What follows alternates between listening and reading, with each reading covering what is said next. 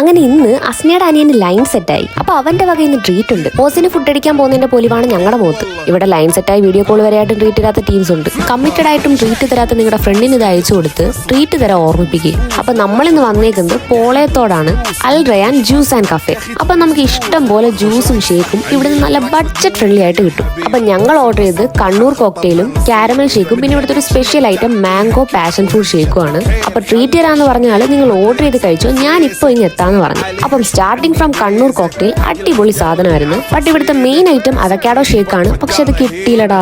പിന്നെ ഞങ്ങൾക്ക് എല്ലാവർക്കും ഒരുപോലെ ഇഷ്ടപ്പെട്ടത് ദാണ്ട ഈ ഐറ്റം ആണ്, പാഷൻ ഫ്രൂട്ട് മാംഗോ ഷേക്ക്. കിട്ടിയില്ല സാധനം. I am not a food blogger, but എന്നാലും ഞാൻ പറയും മസ്റ്റ് ട്രൈ ഐറ്റം. അങ്ങനെ ബില്ല് പേ ചെയ്യാൻ അനസിനെ വെയിറ്റ് ചെയ്തുകൊണ്ടിരുന്നപ്പോഴാണ് ഈ മുതൽ എന്റെ കണ്ണി പെട്ടത്. എന്നാൽ പിന്നെ നമ്മുടെ ന്യൂലി കമ്മിറ്റഡ് ഗൈക്ക് പേരക്ക സോഡ അങ്ങ് ഓർഡർ ചെയ്തു.